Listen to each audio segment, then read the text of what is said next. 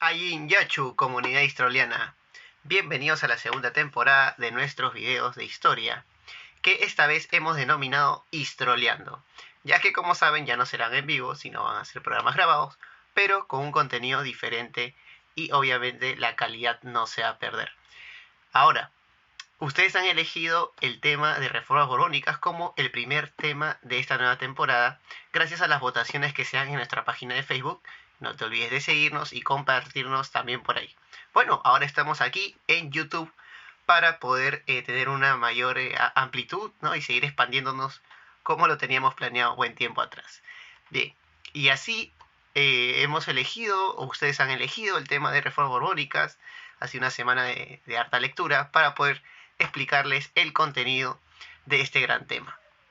Así que para que me acompañen a la explicación, vámonos al estudio a poder explicar de qué se trata este grupo de reformas, quiénes lo hicieron, cuándo lo hicieron y qué impacto tuvo sobre América y obviamente nuestro virreinato del Perú. Así que vámonos para allá.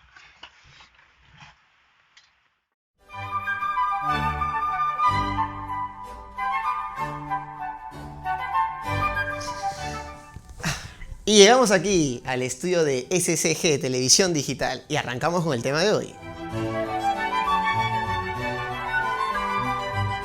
¿Qué son las reformas borbónicas? Son un conjunto de cambios o transformaciones a muchos niveles. Por ejemplo, el nivel político, económico, administrativo, territorial, militar, religioso y hasta cultural, con el objetivo de recentralizar el poder de España tanto en sus territorios como en las colonias americanas. Todo ello ocurrió durante el siglo XVIII gracias a la entronización de la corona borbónica en el poder hispano. En este siglo XVIII, que ya hemos mencionado anteriormente, es conocido como el siglo de las luces, debido a un movimiento cultural e intelectual surgido en Inglaterra y desarrollado por Francia y posteriormente el resto del mundo occidental. Este movimiento, llamado la Ilustración, trae consigo una serie de críticas contra los mecanismos de poder del antiguo régimen o el absolutismo europeo. Personajes importantes que dieron origen a este movimiento vendría a ser el inglés John Locke, como también el escocés Adam Smith en materia económica. En Francia, por otro lado, tendríamos a Voltaire, Rousseau y Montesquieu, quienes vendrían a difundir las ideas en contra del absolutismo francés, muy fuertemente desarrollado por la dinastía borbónica.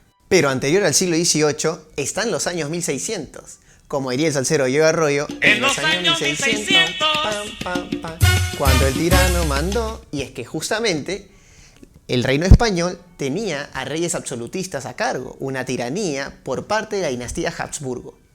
Los reyes Habsburgo habían logrado extraer una gran cantidad de riquezas de las Américas, ya sea de México como de Perú.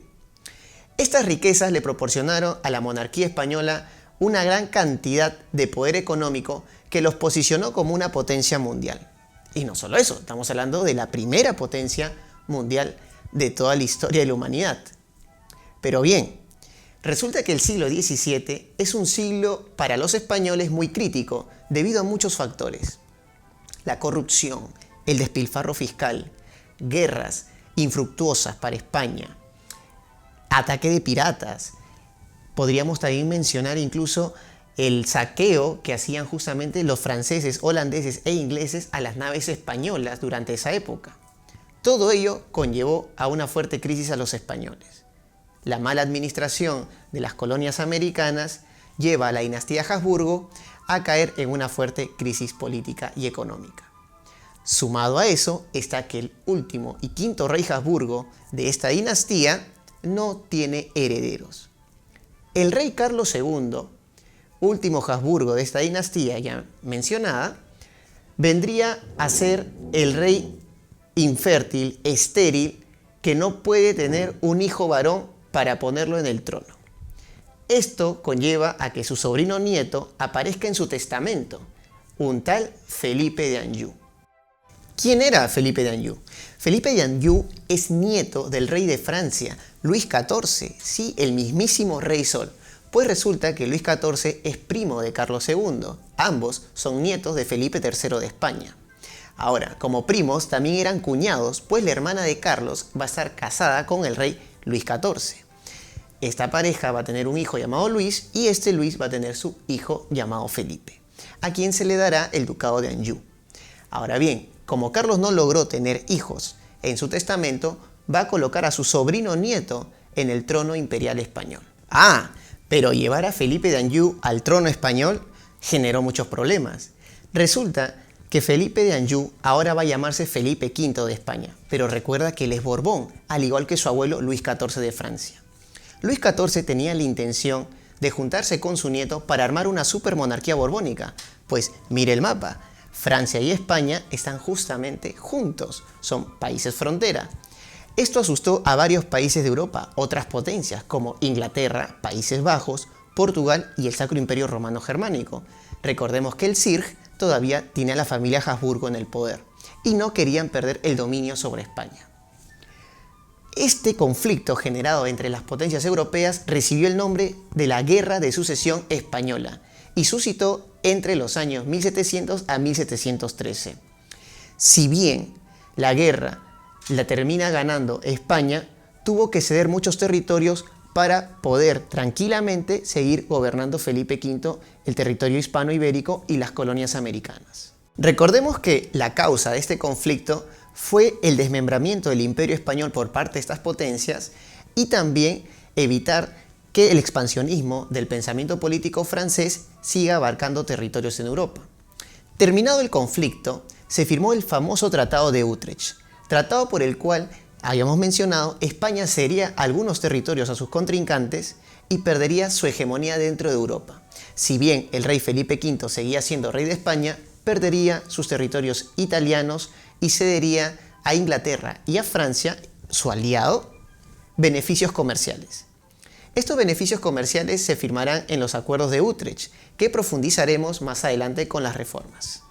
Muy bien, conociendo ya la antesala y los antecedentes al siglo XVIII, podemos dar inicio a hablar del tema central de hoy, las reformas borbónicas. Para ello, necesitamos conocer a los reyes borbones que gobernaron España y nuestro virreinato. Vendrían a ser 5 reyes: Felipe V, Luis I, Fernando VI, Carlos III, Carlos IV y Fernando VII. Te preguntarás, ¿que no sé contar? No te equivoques. Resulta que Luis I, hijo de Felipe V, gobierna un periodo tan escaso de tiempo porque fallece y vuelve a gobernar Felipe V, que no se le considera a veces en la lista de reyes oficiales. Pero hay que saber que al menos hubo un rey en España llamado Luis I. Bien, sabiendo ya esto, podemos empezar con lo siguiente. España, durante esta época borbónica, está dividido en 2 etapas. La primera etapa vendría a ser la etapa de los 3 grandes reyes, Felipe V, Fernando VI y Carlos III. Esta es la etapa de esplendor borbónico, donde se buscó mejorar y modernizar el sistema colonial, en este caso los virreinatos, y el interior de España con un nuevo aplicativo de reformas. El último periodo vendría a ser la del catastrófico régimen de los Borbones, Carlos IV y Fernando VII, que no lograron conciliar una política modernizadora y mantuvieron el absolutismo en España, que trajo como consecuencia, y ya todos lo sabemos, las independencias americanas. Estos reyes tenían como asesores a un grupo de intelectuales o gente capacitada que le permitiría trazar los proyectos modernizadores que tenía pensado este grupo justamente de monarcas. Recordemos que la Ilustración estaba detrás de ellos y por ende estos reyes o monarcas españoles están muy bien educados. ¿Qué pasa cuando un rey absolutista, como es el caso de los españoles, empieza a impregnarse de las ideas nuevas de la Ilustración? Nace una corriente conocida como el despotismo ilustrado. Es por ello que los objetivos modernizadores que tenían los reyes iba de la mano con las nuevas ideas de la época. Recuerda que estamos hablando del siglo XVIII, la época de la Ilustración. Estos asesores que acompañaban a los reyes, como en el caso de los 3 primeros, vamos a iniciar con Felipe V, él tuvo como asesor a Alberoni. Alberoni empezó a realizar una serie de ajustes económicos en el comercio español que permitió a España crecer económicamente de nuevo. Sí, de nuevo. Porque, como sabemos, España había adquirido una gran cantidad de riquezas en los siglos anteriores, pero la crisis de los Habsburgo los había puesto en una situación crítica. Alberoni, hasta 1720, logró posicionar a España nuevamente hacia un crecimiento económico, pero frustrado nada más y nada menos por su destitución. ¿Quién estaba detrás de todo ello? La mamá de Felipe V, la reina madre Isabel. Isabel, madre de Felipe V, quería que España regrese a sus tiempos magníficos, pero con un absolutismo de mayor control sobre los territorios coloniales, cosa que no logra concretarse debido a que en las colonias las reformas recién se aplicarían de una manera eficiente. Hasta que eso ocurra, habrían algunos problemillas dentro del territorio americano, obviamente incluyendo el Perú. A diferencia de su padre, el rey Fernando VI tuvo una política muy pacifista, pues recordemos que en tiempo de paz el comercio también prospera. Felipe V sí se involucró en muchas guerras. A diferencia de su hijo, Fernando VI fue un rey que trató de evitar las guerras y los conflictos. Estos conflictos evitados propuso justamente a la corona española incrementar sus arcas o el tesoro nacional. Por ello, podemos decir que durante el gobierno de Fernando VI, la calma que vive España le permitió el goce de un gran crecimiento económico. Pero el rey más importante de este trío vendría a ser Carlos III, el segundo hijo justamente de Felipe V, segundo hijo en llegar al poder, a eso nos referimos. Carlos III tuvo un grupo de asesores espectaculares que lograron posicionar a España nuevamente como una potencia europea, aunque ya no tal vez con el arraigo que venía arrastrando desde los siglos XVI o XVII, pero al menos logró sostener un virreinato moderno y progresista para su época. Veamos aquí. Carlos III tuvo como asesores a tres personajes claves para que España vuelva a crecer económicamente: Aranda, Floridablanca y Campomanes. Aranda se encargó prácticamente de la reforma religiosa, es decir, de la famosa expulsión de los jesuitas. Ocurría en el año 1767. En el caso de Floridablanca y Campomanes, ambos eran economistas.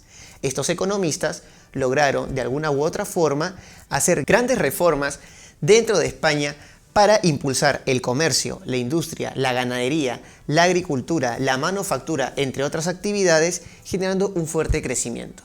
Con decirles que si llevamos este crecimiento a temas más estadísticos, España en un proceso de 50 años, aproximadamente de la década del 50 hacia finales del siglo XVIII, habría elevado una capacidad adquisitiva de 171 millones de francos, ¿no?, en moneda francesa a unos 639 millones.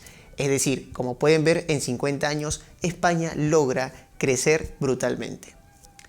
Este proceso también llevó a cabo una serie de cambios dentro del territorio virreinal, porque uno de los asesores de Carlos III, llamado José del Campillo y Cosío, generó un proyecto muy interesante para poder hacer sentir a los virreinatos como si fuesen una colonia, pero una colonia muy explotada. Si bien ya nos explotaban los españoles siglos atrás, este cambio que trae este asesor frente al rey Carlos III fue de vital importancia, al menos para la manufactura o la industria española.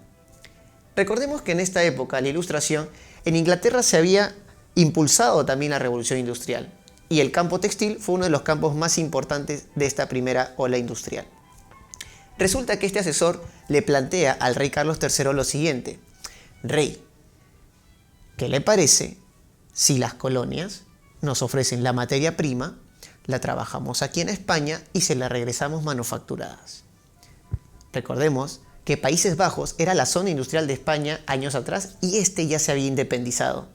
Por ende, fomentar una industria española para promover sector laboral activo dentro de la península era importante.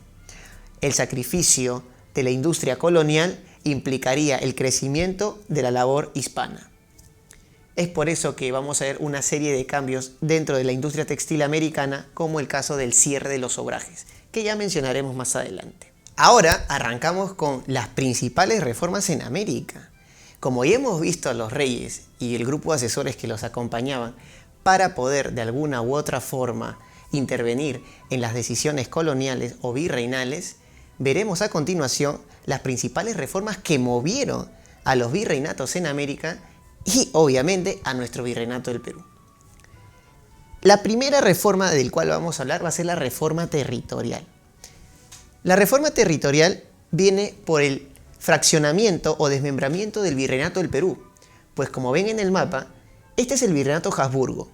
El Virreinato Habsburgo duró hasta 1717. Desde su creación en 1542, el virreinato se extendió desde Panamá hasta el Estrecho de Magallanes, teniendo como límites hacia el este el Tratado de Tordesillas con las colonias de Portugal, o sea el Brasil, y el Océano Pacífico hacia el oeste.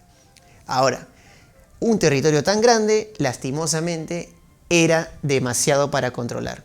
El Perú estaba lleno de ciertos mecanismos políticos que podríamos hoy llamar corruptos para que los españoles puedan administrarlo de una manera eficiente. Los Habsburgo habían dejado demasiadas libertades a los criollos para poder hacer y deshacer en nuestro territorio.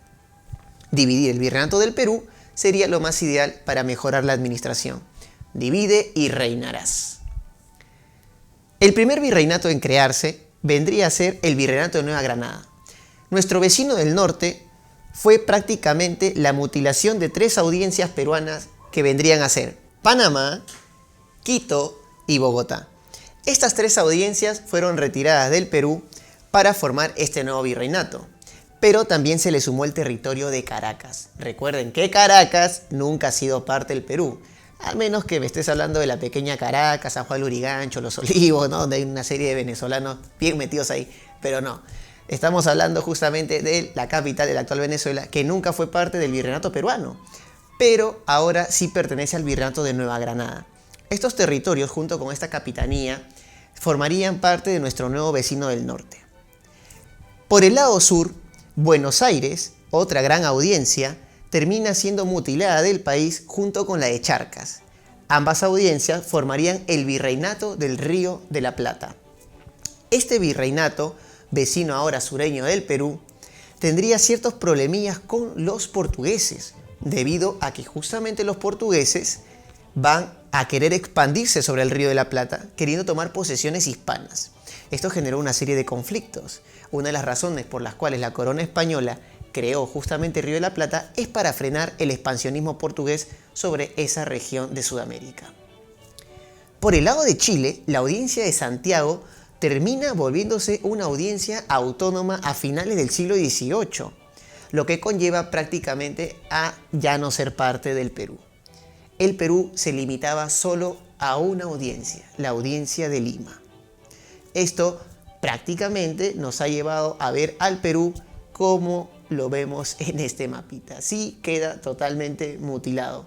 Ahora, pero en el siglo XIX se le va a agregar algunos territorios del norte, como por ejemplo llega Maynas, ¿no? Va a llegar Guayaquil y, como ven a continuación, terminará quedando de esa manera. Sí, casi como el mapa de nuestra república. Pero esa pancita ya no está, esa colita tampoco, así que hay muchas modificaciones. Tema que se puede hablar en otro video.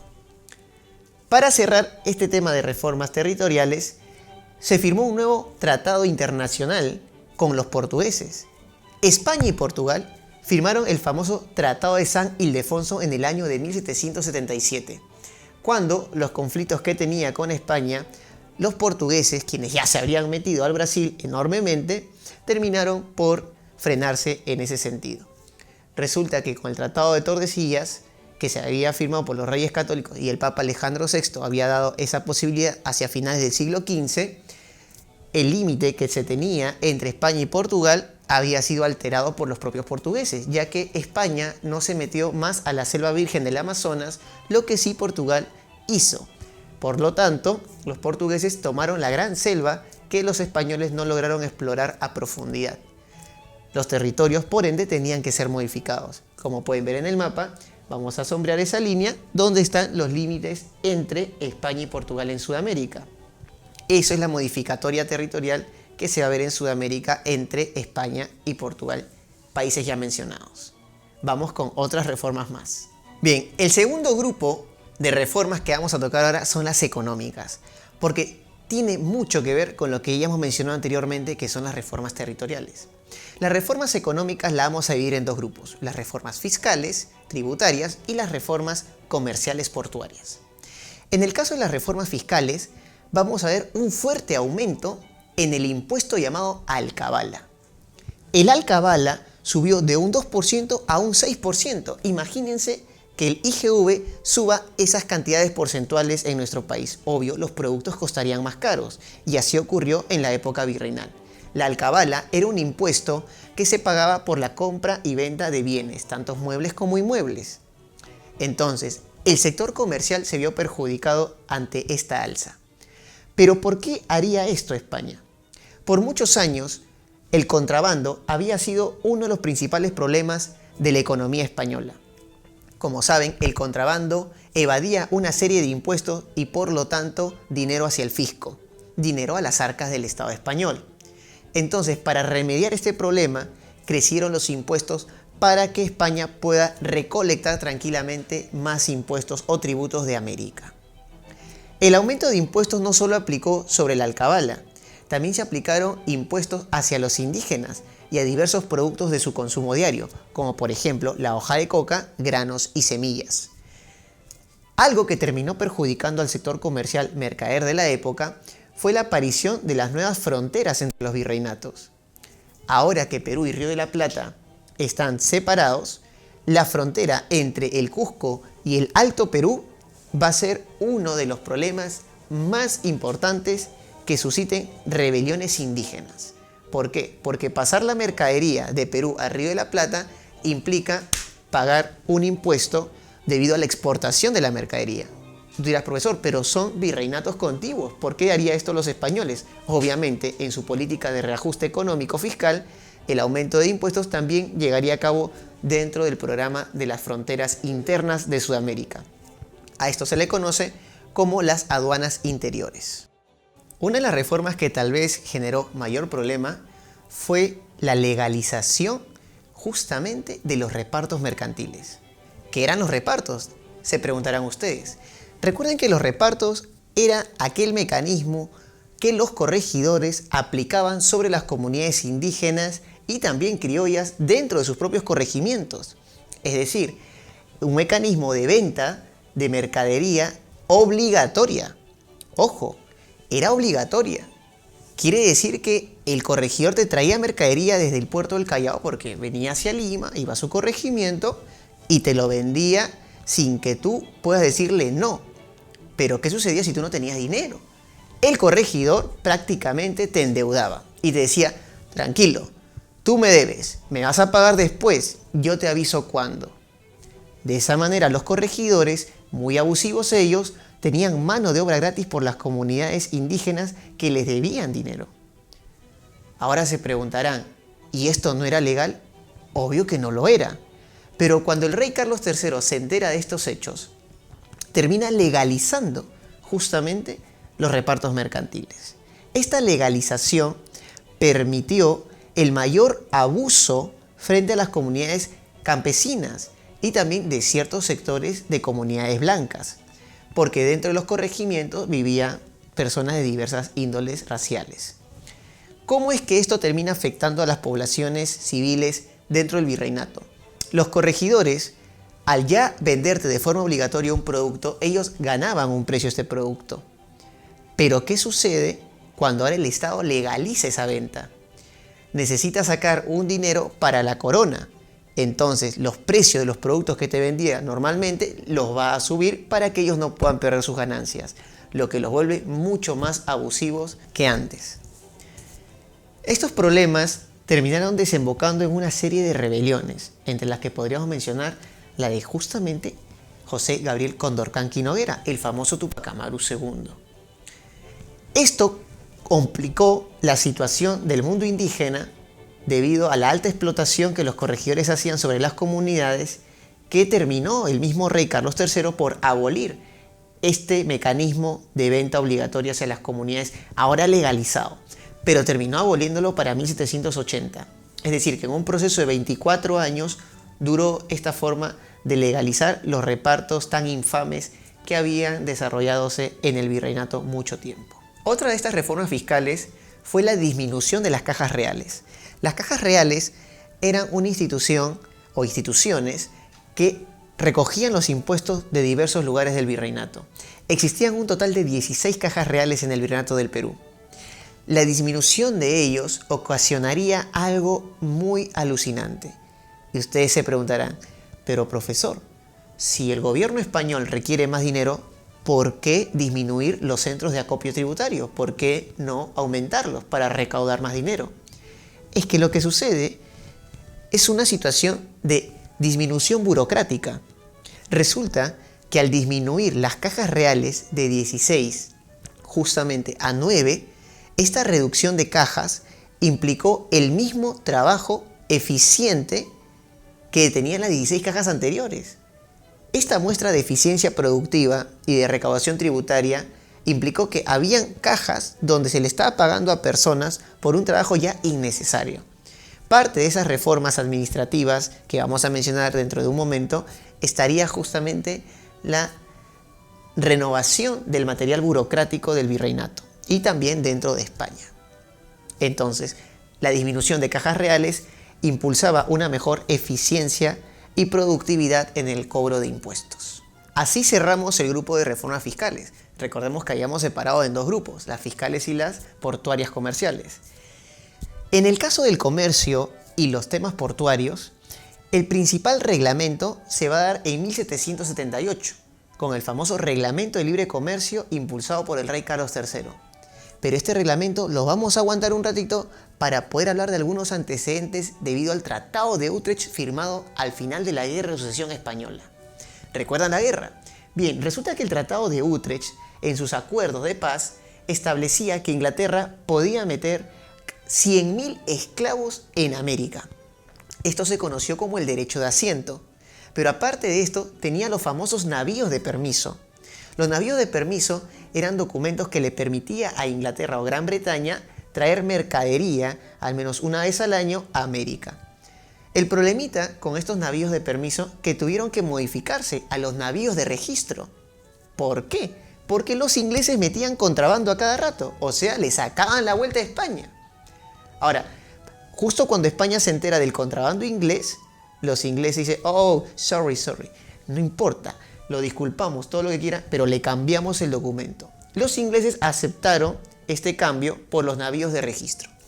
Los navíos de registro implicaba que la mercadería inglesa vaya al nuevo puerto de Cádiz, que va a estar ahí la nueva casa de contratación de Sevilla, pues recordemos estaba antes ahí, ahora se ha movido a Cádiz, llevan la mercadería, la registran, luego se van hasta Panamá, Portobelo o los puertos americanos y estaba lo que ellos traían. Pero, oh sorpresa, de pronto la hoja donde se encontraba supuestamente la lista de los materiales que estaban en el barco no coincidían con el cargamento que estaba físicamente.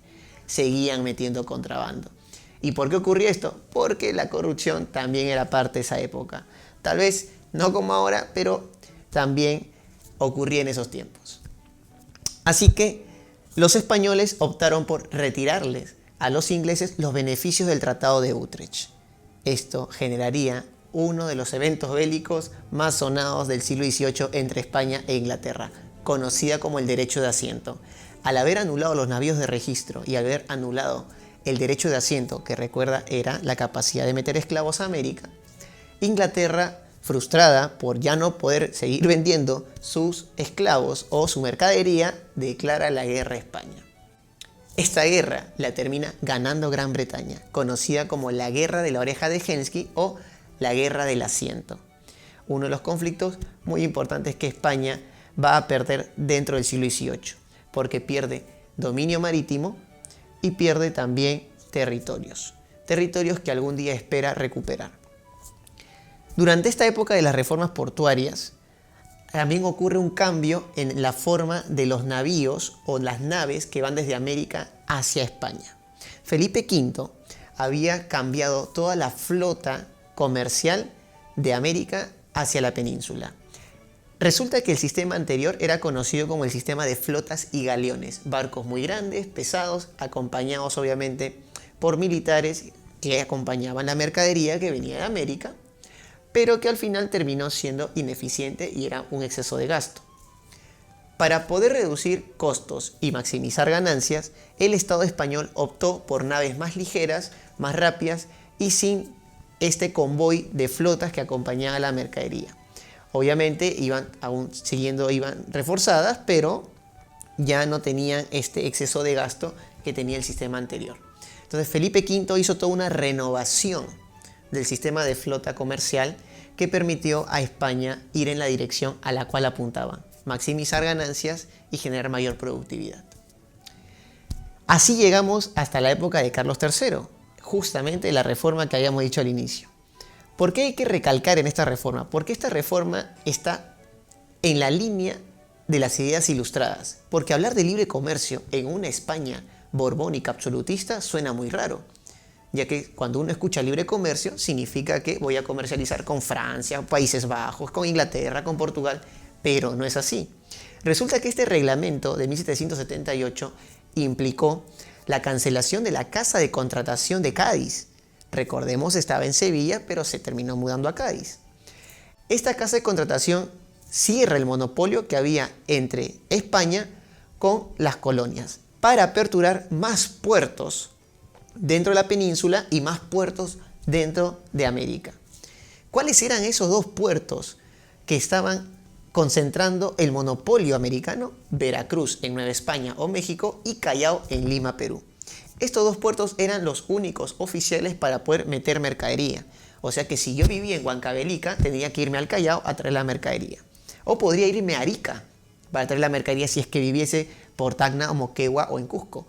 Porque Arica también era un puerto oficializado. Pero antes de que la mercadería llegue a Arica, primero tenía que llegar a Cusco para poder ser confirmada. Perdón, al Callao para poder ser confirmada. Continuando con el tema de reformas borbónicas, esta vez hablaremos de las reformas político-administrativas. En esta ocasión, las grandes reformas hechas por la corona borbónica en España sobre las Américas alterará el orden virreinal, ya sea de Perú y de los demás virreinatos.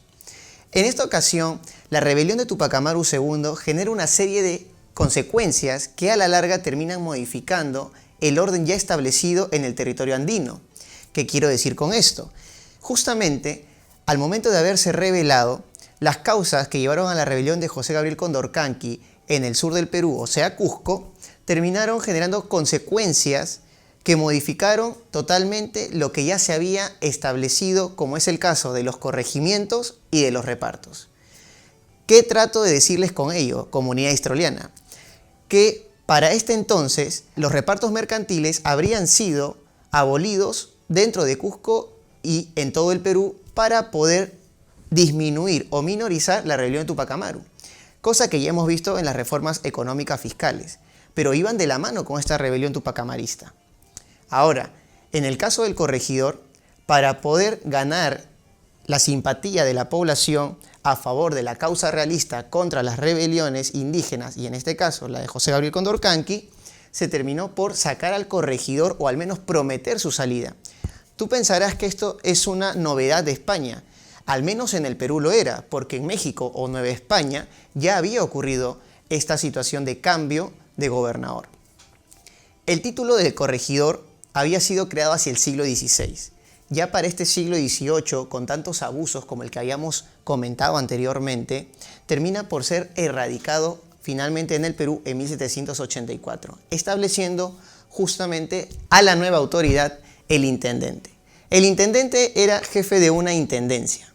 Esta intendencia vendría a ser el reemplazo del corregimiento para poder manejar de una mejor manera el territorio virreinal. Las intendencias tenían las mismas funciones que el corregimiento, pero territorialmente eran más grandes. Así como habíamos visto que el Perú se había dividido en lo que era el territorio Habsburgo hacia el territorio borbónico, ese Perú borbónico, que vamos a volver a ver aquí, como pueden ver en este mapita, ahora hay intendencias. Es decir, que los corregimientos que eran antiguas provincias se acaban de fusionar para formar una intendencia. Los intendentes eran ciertos líderes por los cuales la corona española confiaba enormemente, casi como una categoría de virrey. Los intendentes tenían una línea directa de comunicación con la corona española. ¿Qué quiere decir esto? Que el virrey, por más que gobierne todo el virreinato, tenía que vérselas con los intendentes, porque los intendentes, al tener esta línea directa de comunicación con el rey, podrían ser obviamente más objetivos dentro de su gobernación que el propio virrey. Claro que no se escucharon o se dieron evidencia de fuertes altercados políticos entre virreyes e intendentes, pero la idea de que el intendente sea un funcionario eficiente frente al gobierno de los virreyes podría haber generado tal vez algunas chispas entre ellos. Ahora, la audiencia de Cusco fue creada en 1787. Esta audiencia terminó siendo la parte sur de la antigua audiencia de Lima, que si bien había sido una de las primeras audiencias de América, al ser creado el Virreinato del Perú, esta vez la audiencia de Cusco sería un fraccionamiento de la audiencia limeña. Claro que esta audiencia no iba a tener la autonomía que uno hubiese esperado dentro de la región cusqueña, pues los oidores, es decir, los jueces de Lima, terminaban titireteando o manipulando a los oidores de Cusco. De esta manera, el Cusco simplemente era un anexo de la audiencia limeña. No era un territorio agregado, ni mucho menos un nuevo territorio al Perú. Pero una de las reformas que terminó exaltando al territorio virreinal y de todas las Américas, incluyendo también el propio territorio europeo, fue la famosa expulsión de los jesuitas. Recordemos que el rey Carlos III tenía este asesor, el famoso Aranda, del cual ya habíamos hablado anteriormente, que tuvo que ver mucho con la expulsión de estos jesuitas. ¿Por qué expulsar a los jesuitas? Era la gran pregunta que de repente muchos se han hecho. Resulta que los jesuitas desde el siglo XVI, que llegaron al continente americano, pero que también hicieron misiones hacia lo que vendría a ser Japón y China, en el continente americano tuvieron un desenvolvimiento muy eficaz. Es decir, poblaciones mesoamericanas y andinas lograron asimilar la evangelización cristiana gracias a los jesuitas que tuvieron un programa bilingüe al momento de poder predicar. Es decir, podían asumir la lengua nativa para poder predicar en el idioma mismo de los nativos americanos. Dentro del mundo andino, los indígenas lograron tener esta simpatía, este carisma, podría decir, absorberlo de los jesuitas para poder estar con ellos de una manera muy armoniosa. Es por eso que los jesuitas lograron tener una gran cantidad de haciendas, territorios agrícolas, esclavos, servidumbre y cientos de indígenas que estarían a disposición de seguir trabajando con ellos por su calidad humana y humanística. Para el siglo XVIII, los jesuitas eran una de las órdenes más poderosas, hablando tanto económicamente como religiosamente dentro de Europa y las Américas. Carlos III tenía dentro de su programa político dominar a la iglesia. Ese dominio a la iglesia implicaba que la iglesia pueda pagar impuestos. Recordemos que uno de los impuestos que pagaba la iglesia era la famosa mesada, que era de todos los ingresos anuales que tenía un monasterio, un convento, la parroquia o la propia iglesia en general, la 12ª parte de estos ingresos iban para el Estado. Resulta que en España, para el año 1767, uno de los ministros españoles, conocido como el príncipe de Esquilache, había generado una normativa que afectaba a los alimentos de primera necesidad y a la forma de vestimenta de los españoles dentro del territorio ibérico, lo que generó el rechazo de la población por las medidas de este ministro. La gente salió a las calles a protestar y esto se transformó en un motín, conocido como el motín de Esquilache, obviamente en contra de este ministro y sus disposiciones frente a la población hispana. El rey Carlos III tuvo una idea genial cuando se desató esta rebelión, o este motín o esta trifulca dentro de España. ¿Y cuál fue? Justamente encauzar, dañar la reputación de los jesuitas diciendo que ellos eran los culpables de este motín y que eso no podía permitirse dentro de España. Apoyándose con el Vaticano y el Papa, logró justamente expulsar a los jesuitas bajo la normativa de la Pragmática Sanción de 1767, documento que expulsaría a los jesuitas no solo de España, sino también de todos los territorios anexos de los españoles, que quiere decir los virreinatos. ¿Quién tuvo el infortunio o la suerte, tal vez, de votar a los jesuitas en el Perú? Nada más y nada menos que el famosísimo virrey Amat y Junyent. El virrey Amat y Junyent, que es muy conocido por sus amoríos con una actriz de teatro de aquella sociedad colonial peruana, conocida como Micaela Villegas, también llamada la Perricholi, expulsa a los jesuitas a pesar de que él era muy amigo de ellos. Pero recuerden, donde manda capitán, no manda marinero. Así que tuvo que expulsar a los jesuitas, le guste o no.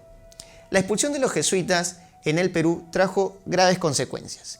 Primero, sus universidades y colegios tuvieron que cerrar y por ende muchos hijos de caciques tuvieron que cambiar de institución educativa.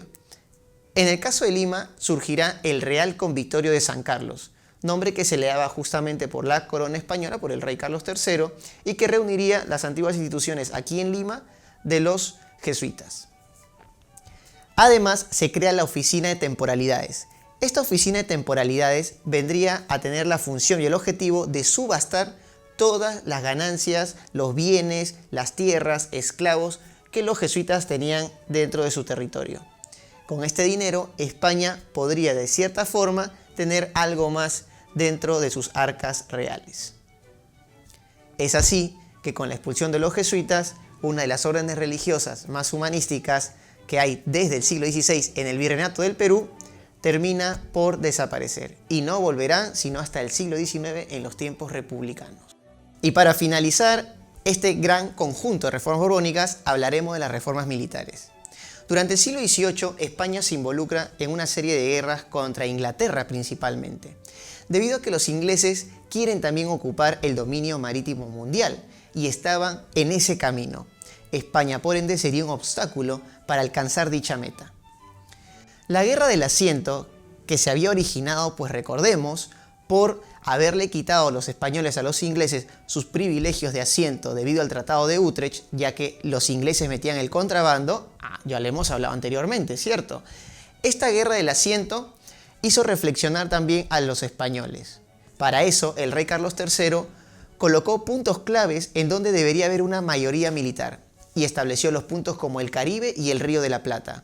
Más de 40.000 soldados fueron enlistados, pero lastimosamente mal distribuidos.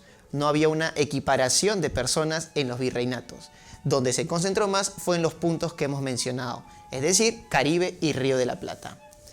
Durante el siglo XVIII, el Perú fue conocido por ser un virreinato donde se suscitaron más de 100 rebeliones indígenas, y eso lo dice justamente la doctora Escarrero Fela en su libro Un siglo de rebeliones anticoloniales, entre Perú y Bolivia de 1700 a 1783, como pueden ver en el librito que está aquí de portada. Resulta que estas rebeliones tuvieron este impacto de pelea, de guerra contra los corregidores, el abuso virreinal que había en aquel entonces, del cual ya hemos mencionado, pero también porque no estaba tan bien distribuido el ejército real aquí en el Perú. Esto generó un vacío que pudo ser llenado con la intervención de milicias indígenas. Así como lo escuchan, indígenas, mestizos, pero también criollos asumirían parte de la fuerza militar real del Perú. A la necesidad de poder agregar más gente a los ejércitos reales, muchos criollos, con grandes alianzas, se podría decir, con españoles, lograron ocupar ciertos cargos militares. Y recuerda esto, en el proceso de independencia, ¿quiénes son los que van a liderar en el siglo XIX? Oficiales militares criollos que se van a unir a la causa patriota. Por eso vamos a ver que el siglo XVIII, donde se genera esta profesionalización militar y el acercamiento de indígenas y mestizos y criollos al ejército real, terminó por cambiar el panorama militar, valga la redundancia, del territorio virreinal en el Perú y en las Américas en general. Ahora bien, una muestra arquitectónica de estos años con respecto a las reformas militares vendrían a ser también la construcción del famosísimo Real Felipe. Acá, como pueden ver a continuación, estos planos muestran justamente la formación estructural e infraestructural de lo que vendría a ser el Real Felipe o los castillos del Callao. Las reformas militares tenían, por ende, el objetivo de elevar la profesionalización y el orgullo español a los aires. Todo esto fue el conjunto de reformas borbónicas, y si crees que se me ha escapado algunas o tal vez varias, no te preocupes, lánzala en los comentarios y ahí te respondemos sin ningún problema. Y esto, comunidad histroliana, ha sido todo con el tema de reformas borbónicas. Espero que de verdad les haya servido y ayudado para su identificación y comprensión de este tema, que no se olviden, es un gran antecedente acerca del proceso de independencia que hemos conversado en el anterior video. Así que te invito a seguir suscribiéndote, a darle like a la página, a invitar a todo aquel que quiera unirse a esta gran familia histroliana. Así que hasta el próximo video.